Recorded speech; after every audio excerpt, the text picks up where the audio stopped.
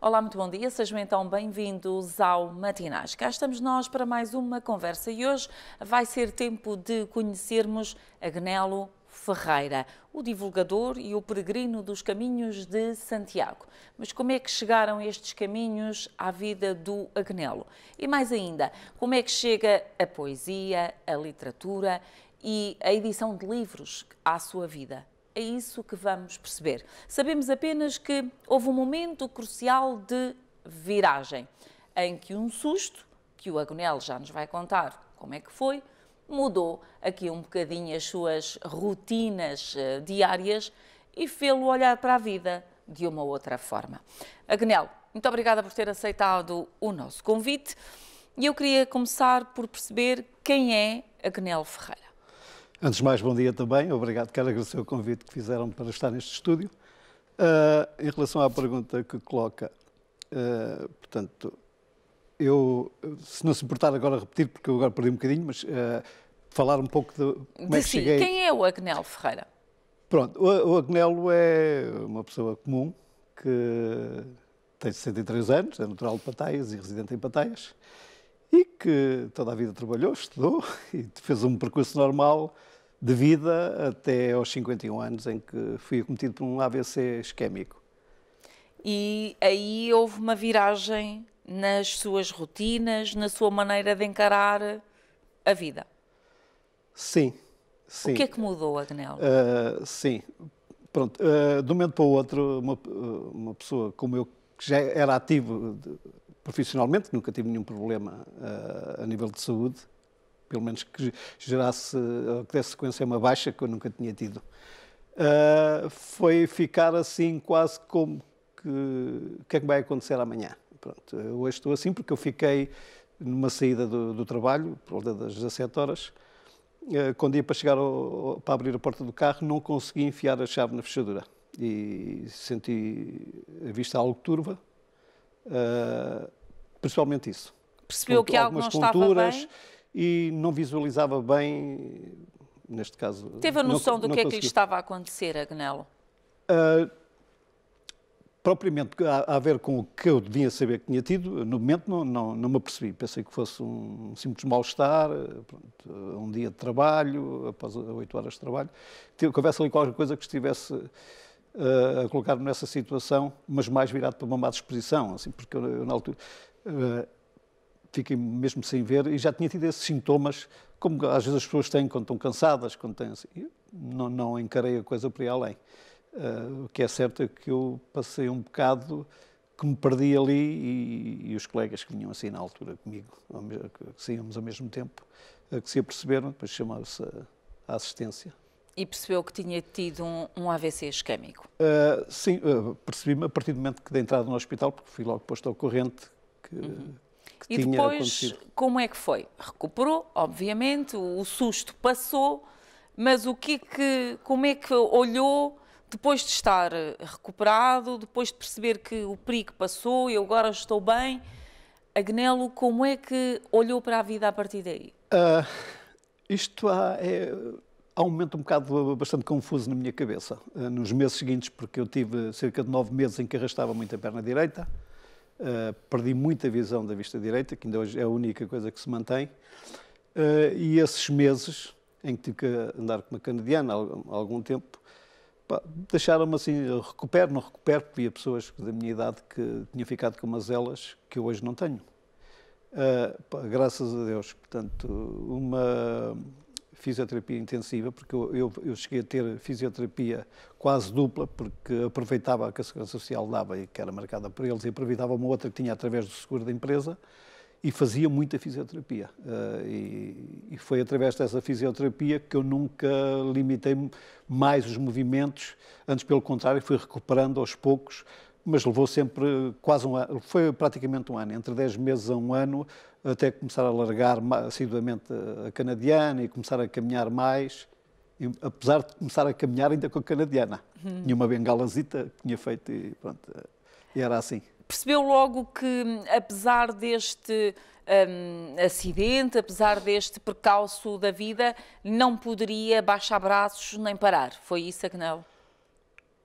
Claro, a vivência que eu trazia por trás nem me iria permitir isso, porque a não ser que ficasse numa situação muito limitada, mas eu vi, pá, não posso. Comecei-me a entregar muito às pessoas, portanto, a fazer visitas, Olhar mais pelo outro? Sim, eu comecei a ter muito tempo disponível e eu não podia porque eu sempre ouvi dizer que pessoas que tinham esse problema que a pior coisa era parar, ou tentar parar. E eu não era uma pessoa de parar. Portanto, eu a partir do momento que comecei a poder fazer algo, comecei a lutar por mim próprio.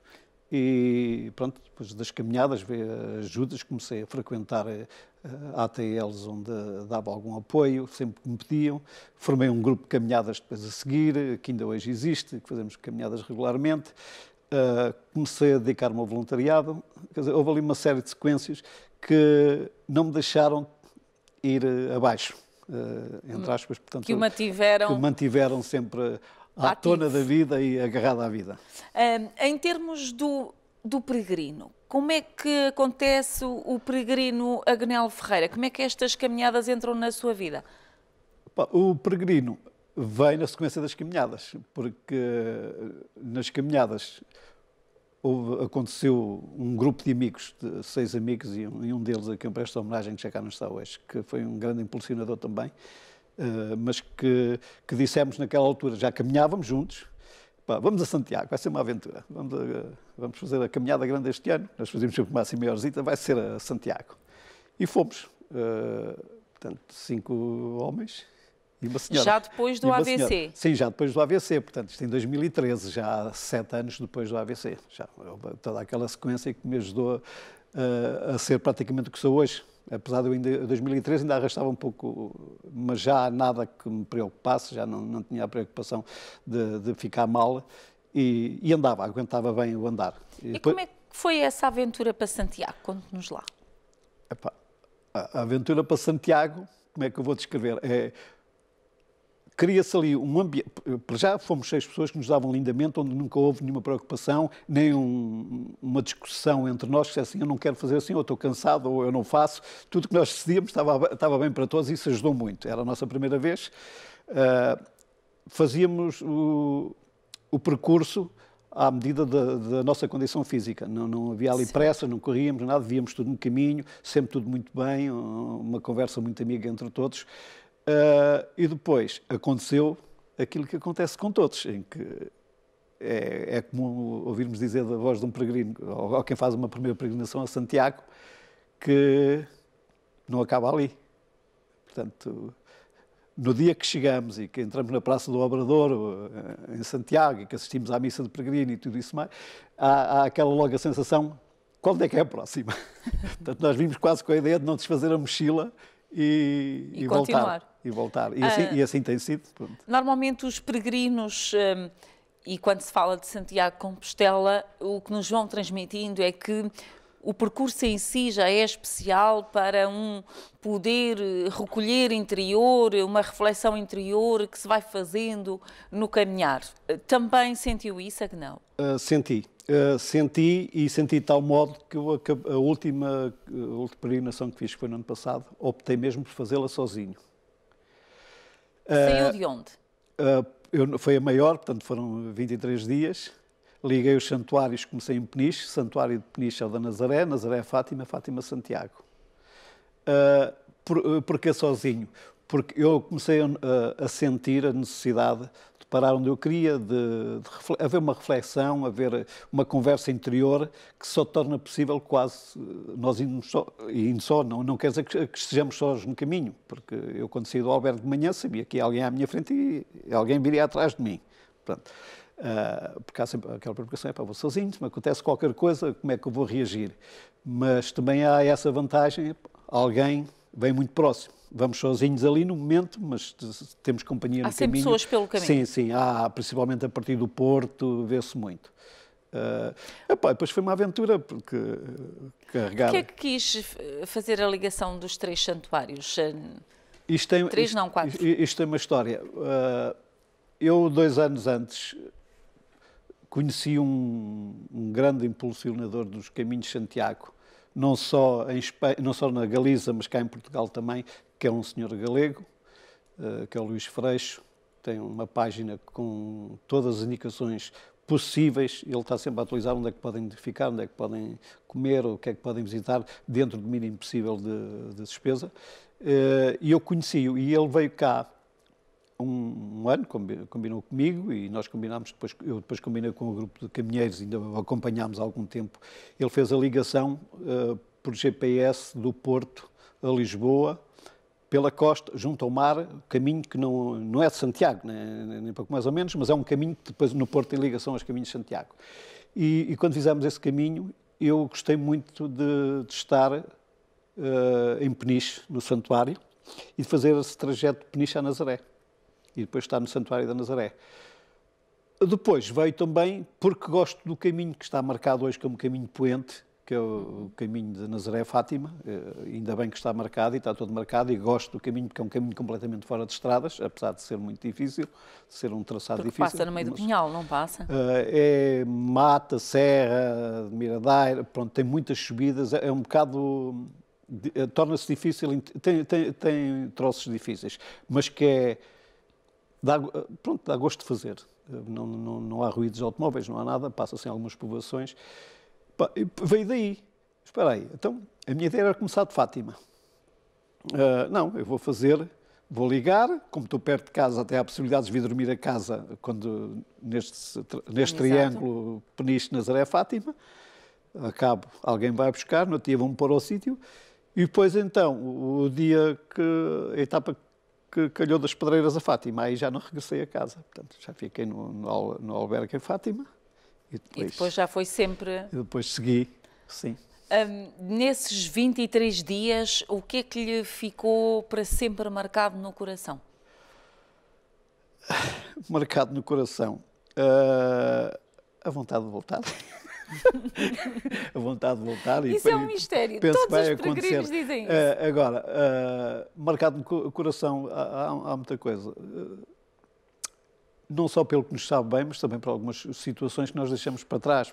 Fica a família, depois há sempre a preocupação e isso marca-nos. Mas também temos os períodos de reflexão, temos os períodos de oração no caminho. E onde é que fica nesses períodos de caminho, nessa caminhada interior, que há pouco o Agnel dizia que se vai fazendo e que sentia essa necessidade daqueles momentos X de paragem, onde é que fica a fé? Eu sou católico. Não fica? Sou católico. Não pratico tanto como se calhar seria desejável, mas pratico. Mas a fé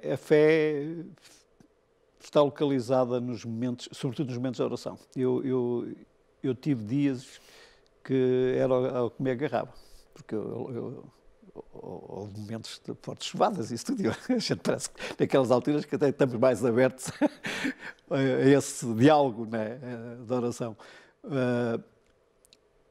Pronto, mas é assim. A fé é uma das coisas que eu não deixo de visitar. Uma igreja, uma capela, encontramos muitas pelo caminho.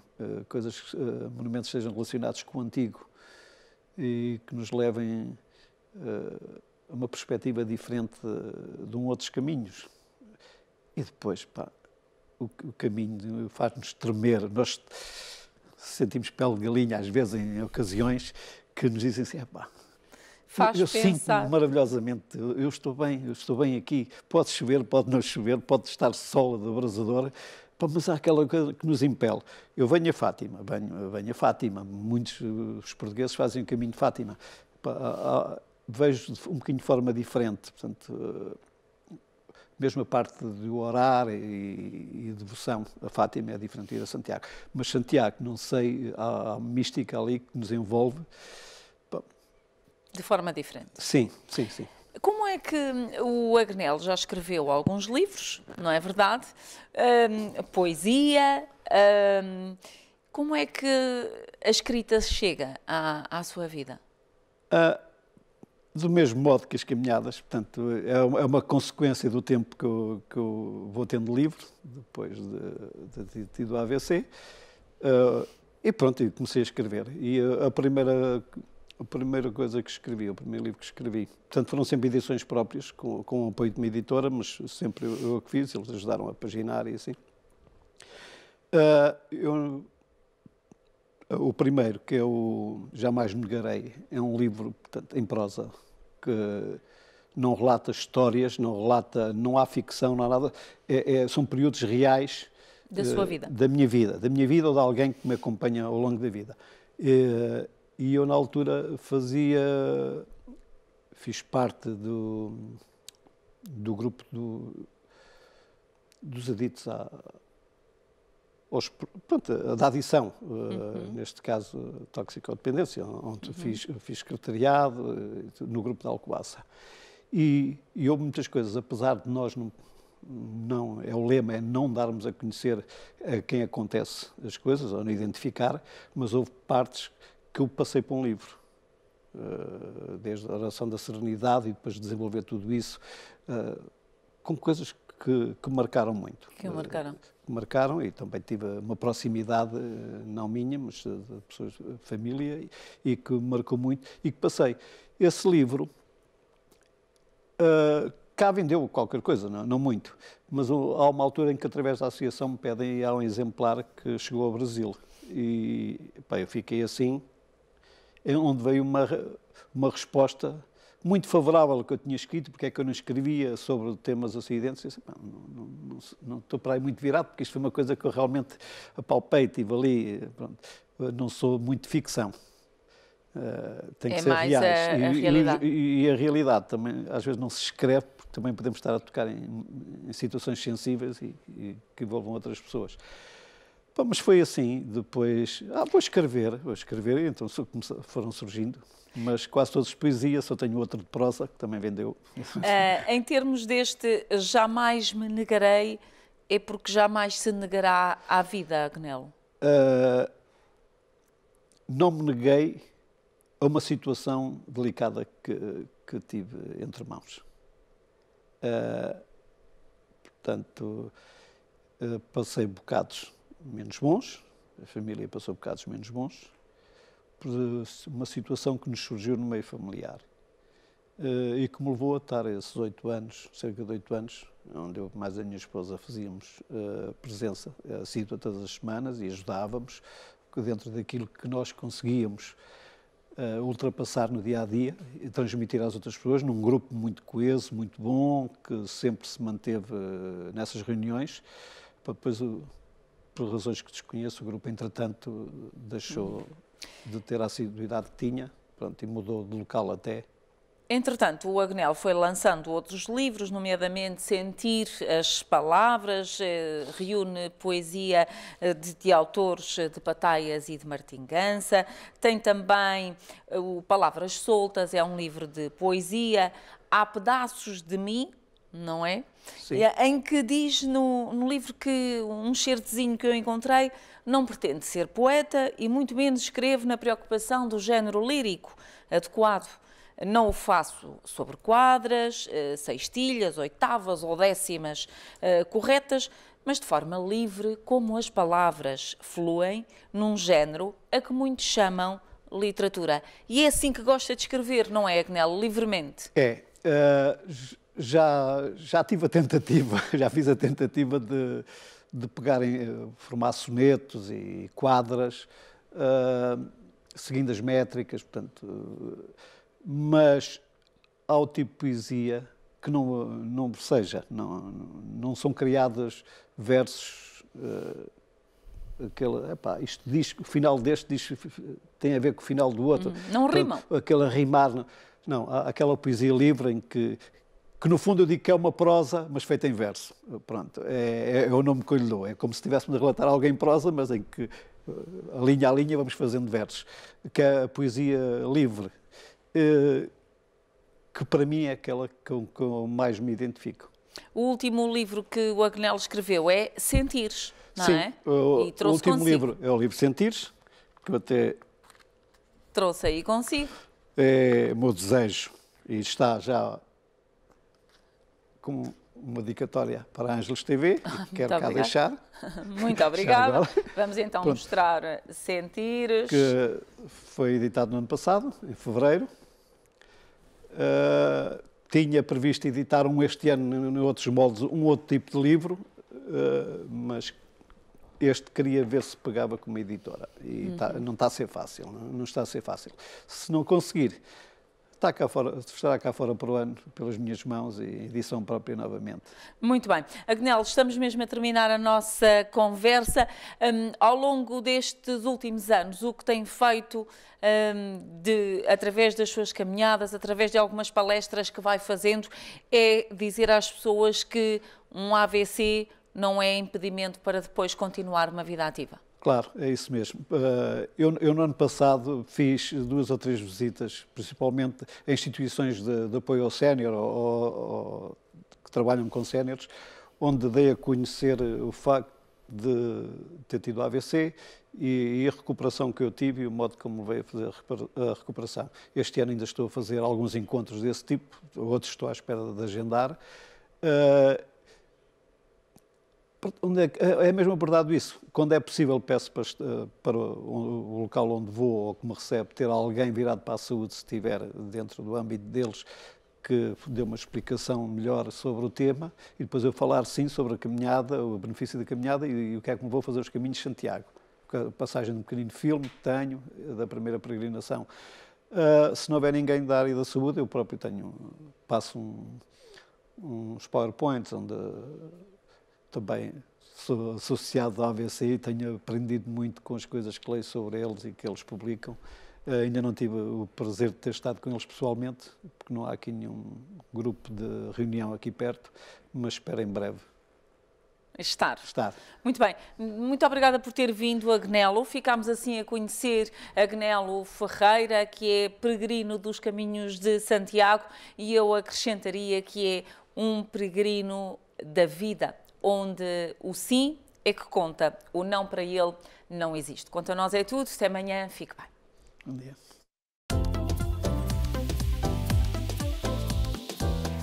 Ângelus TV, uma janela de esperança com Fátima mais perto de si.